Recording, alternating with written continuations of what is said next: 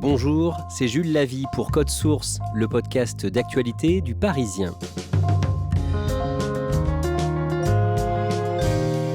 C'est un événement que les spécialistes qualifient d'inédit. Au mois de mai, une orque a été découverte dans la Seine. Elle était malade, isolée, et après 2 semaines d'errance, elle n'a pas survécu. Cette histoire, dont le Parisien a beaucoup parlé ce printemps, garde de nombreuses parts de mystère. Elle nous est racontée aujourd'hui dans Code Source par Émilie Torgemène, journaliste spécialiste environnement au sein du service Société du Parisien.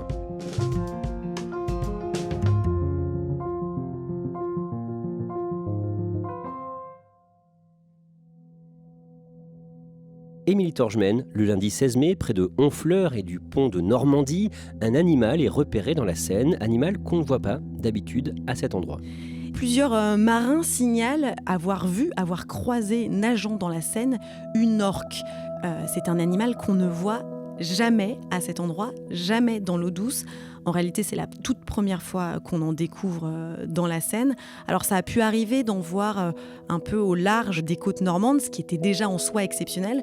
Mais de voir un animal comme celui-là, seul, dans l'eau douce, dans la Seine, c'est la toute première fois. Et on parle d'une orque, car le mot orque, même si on dit souvent un orque, le mot orque est féminin. C'est quoi, d'abord, une orque ? Une orque, c'est un mammifère marin. Vous le connaissez tous, il est noir et blanc. C'est celui qui jouait dans Sauver Willy. C'est de la même famille, alors un peu éloignée, mais que les dauphins. En anglais, on l'appelle la baleine tueuse. C'est un animal extrêmement dangereux. Alors sa taille à l'âge adulte, c'est quelque chose entre 6 et 8 mètres. Et puis ça peut peser jusqu'à 3 à 4 tonnes. La présence de cette orque intéresse beaucoup de riverains et évidemment des associations environnementales. Oui, alors au niveau local, il y a le GEC, c'est le groupe d'études des cétacés du Cotentin, qui a beaucoup plus l'habitude de documenter ce qui se passe auprès des dauphins, qui s'y intéressent et qui essayent de le pister. Au niveau national, il y a l'ONG Sea Shepherd, qui est très connue avec son emblème de pirate et qui défend la vie marine à travers le monde. Et donc tout ce petit monde avec des experts, des scientifiques, la préfecture s'intéresse au sort de l'orque. Il y a aussi des habitants du coin qui cherchent à voir l'orque. Oui, il y a des habitants qui cherchent à voir l'orque et puis il y a des habitants qui voient l'orque sans faire exprès quelque part. Moi, j'ai retrouvé la trace d'un monsieur, Patrick Sadet, qui vit sur les bords de Seine et qui dit qu'il a vu passer plusieurs fois l'orque dans un sens et dans l'autre depuis son salon. Le mercredi 18 mai, les pilotes d'une vedette de sondage, la vedette Macareux, voient l'orque entre le pont de Normandie et le pont de Tancarville, plus loin donc, dans la Seine. Oui, alors non seulement il le voit, mais en plus il le filme. Donc on a ces images, il filme cet animal. Là. Sur la vidéo, qu'est-ce qu'on voit ? Eh bien, on voit un aileron très haut et puis le haut de son dos. Sur la vidéo, on sent qu'à ce moment-là, il y a un vrai enthousiasme. On entend le capitaine qui dit « Ah, c'est super », vraisemblablement à son mécano. Oh là là, c'est beau. Oh, c'est super. Après, plus aucune trace de vie pendant plusieurs jours. Jusqu'au dimanche 22 en fait. Et le dimanche 22, la gendarmerie reçoit plusieurs appels d'une commune, c'est Barneville. Et donc là, on est beaucoup plus loin, on est à plus de 100 km de la mer. Et c'est les membres du GEC qui vont essayer de retrouver la trace de l'animal. Ce dimanche-là, ils ne trouveront rien. Mais le lundi, alertés par des riverains, ils vont réussir à prendre les premières vidéos et les premières photos prises par des experts. Et là, on se rend compte que l'orque va mal. Pourquoi ? Qu'est-ce qu'il a ? Eh bien, il est trop maigre. Alors, il est petit, mais ça, on pense que c'est parce qu'il est jeune. Mais il est trop maigre pour sa taille, pour son âge. Et puis, son aileron, donc cette nageoire caudale, donc qui doit se dresser, est affaissée, elle penche. Et ça peut être le signe d'une mauvaise santé. Et à ce moment-là, on croit que l'orque est un mâle. La préfecture de Seine-Maritime exclut d'essayer de pousser l'orque vers la Manche. Pourquoi ? L'idée, c'est quand même de permettre à cet animal qui vit en mer et en haute mer de retourner en mer et aussi de retrouver un groupe puisque c'est un animal qui ne doit pas vivre seul. Une des solutions aurait été de mettre un front de bateau et de pousser l'orque vers la mer. Mais on pense que ça va l'effrayer plus qu'autre chose et que ça pourrait être finalement plus néfaste que bénéfique pour l'animal. Du coup, une opération un peu plus compliquée est mise en place. Oui, c'est une opération qui va être mise en place de stimuli sonores. Alors en réalité, ça existe déjà, ça a été testé notamment en Norvège et c'est très exceptionnel de mettre en place ce type d'opération et il faudra beaucoup de monde pour ça. Une spécialiste est mobilisée pour l'opération. Elle s'appelle Charlotte Curé, alors c'est une des rares au monde à l'avoir déjà fait, elle est française. Coup de chance, elle est normande et elle est sur place à ce moment-là parce qu'elle a l'habitude plutôt d'être aux quatre coins du monde. Elle, sa spécialité, c'est le langage des orques. Elle enregistre et elle diffuse des bruits d'orques et elle va essayer, quelque part, d'expliquer à l'orque avec un langage d'orque qu'il faut retourner vers la mer. Elle va utiliser sa banque de données sonores et elle va, mais alors très concrètement, mettre une enceinte sous l'eau et diffuser des sons d'orques.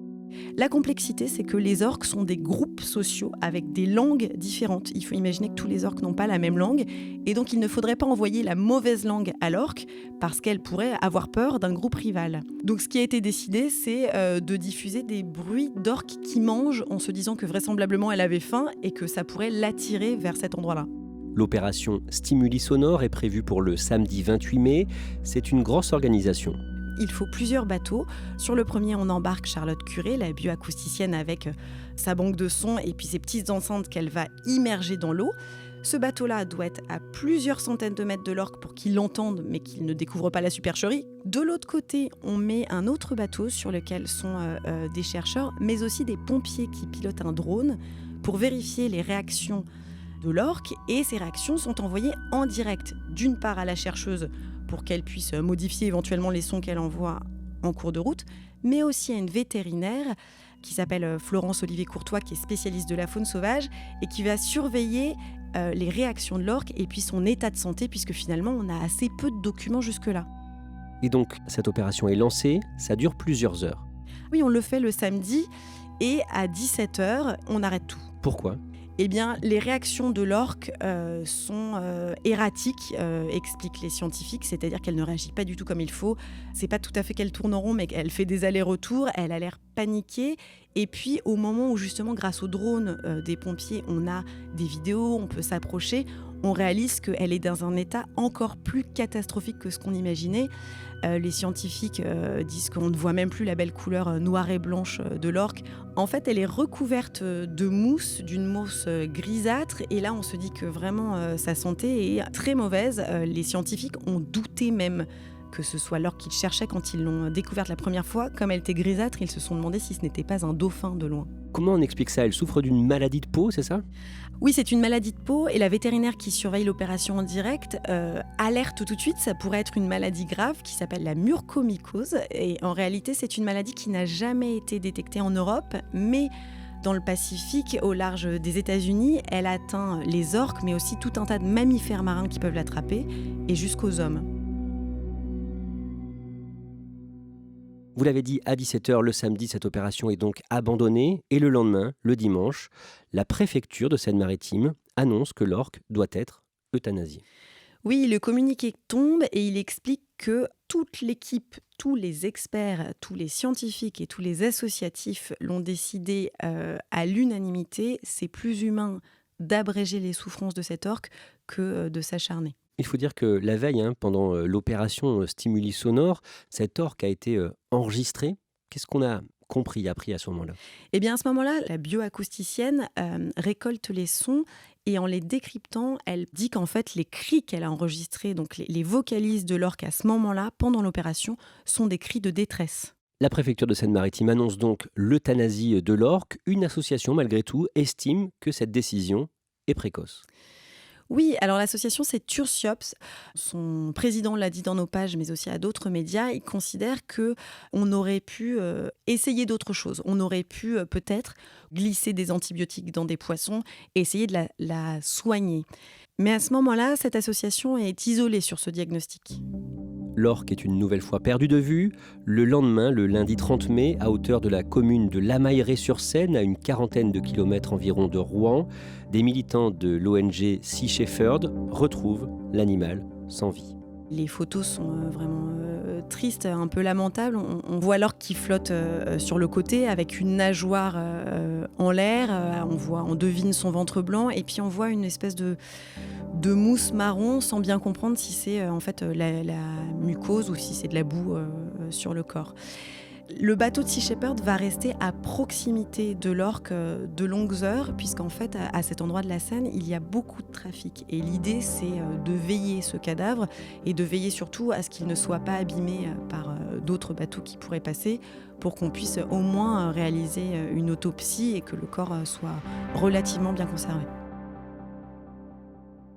On s'aperçoit à ce moment-là que cet orque n'est pas un mâle mais une femelle. L'autopsie est effectivement pratiquée quelques jours plus tard. Quand on parle d'animaux, on parle de nécropsie.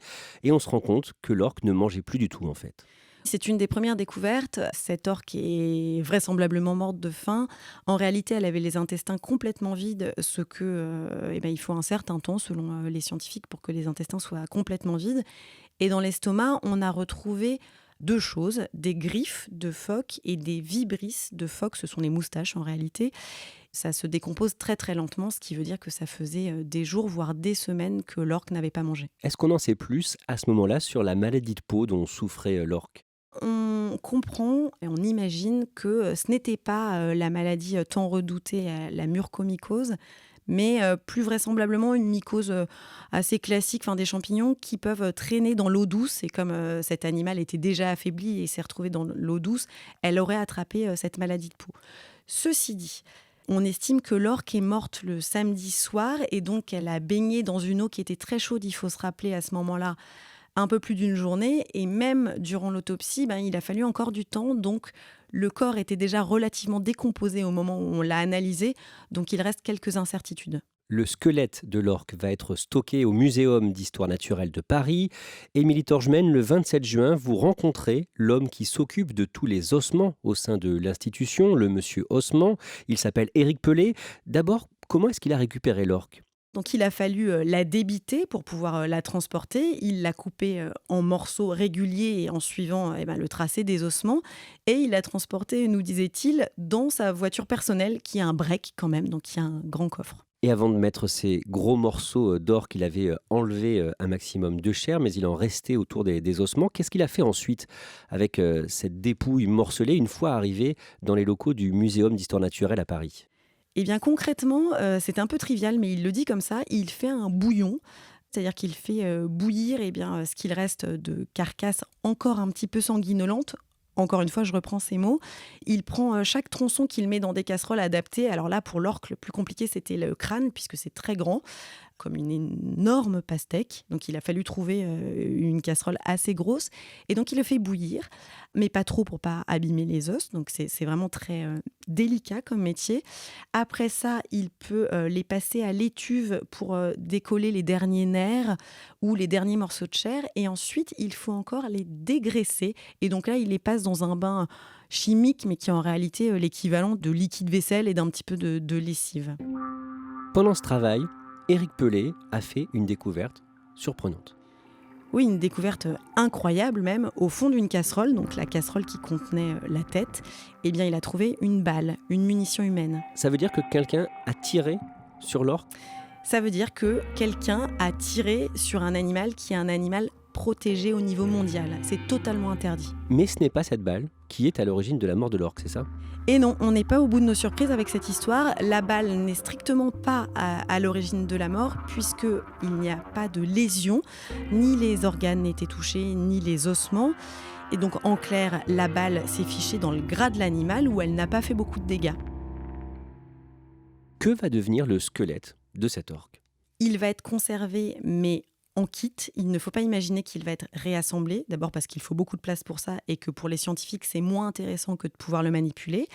Et puis, il va rejoindre la salle des archives dans les sous-sols de ces locaux qui datent du 19e siècle avec les derniers orques rentrés au muséum, c'est-à-dire des orques qui ont plus d'un siècle, qui sont numérotés de leur date d'arrivée.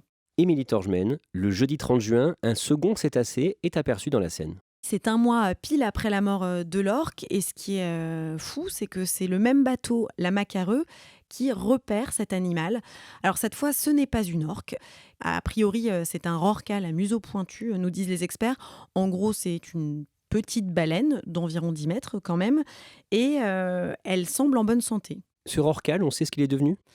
Alors on l'a suivi un petit peu, il y a eu quelques observations, mais vraisemblablement il est reparti en haute mer et lui a continué sa vie.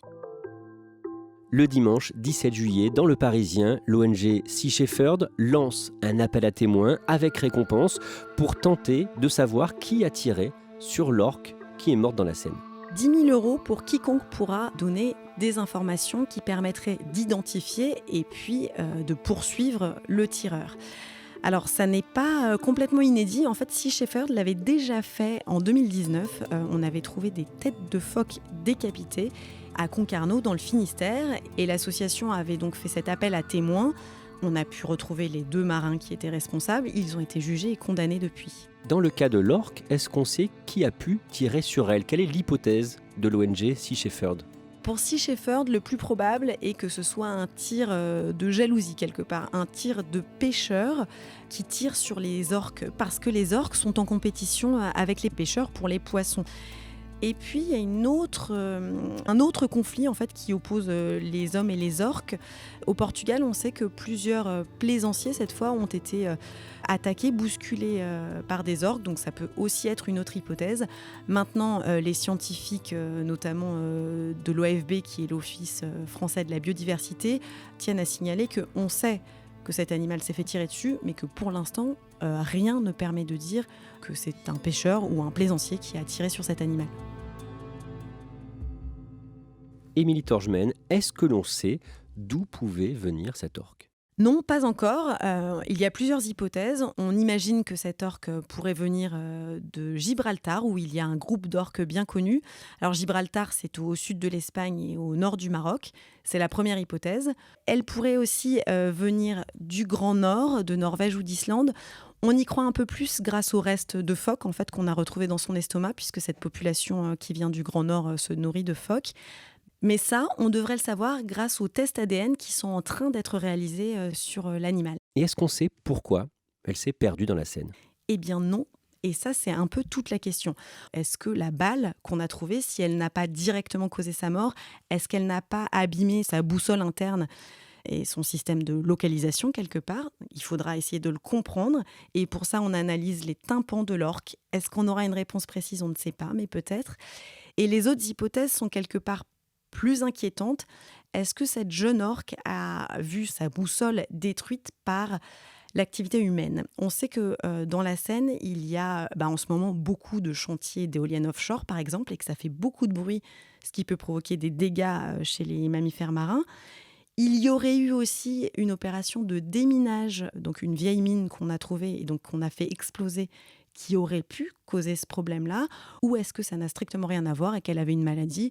Et donc là, ça dédouanerait un petit peu l'activité humaine. On le disait, le 30 juin, un second cétacé, a priori un rorqual, a été aperçu dans la Seine. Est-ce que ce type d'événement est appelé à se produire plus souvent ? Ce n'est pas exactement la même histoire, puisque l'orque, c'est vraiment incroyable d'avoir un animal qui ne vient jamais en eau douce et qui n'est jamais tout seul. Un orque isolé, ça n'existe quasiment pas, alors que ce rorqual, ça arrive, on en avait déjà vu, et surtout, il est reparti. Après, l'inquiétude de l'ONG Sea Shepherd, c'est est-ce que, avec tout ce bruit humain, avec toutes ces activités que je décrivais, est-ce qu'on n'est pas en train de provoquer une véritable hécatombe parmi les cétacés ?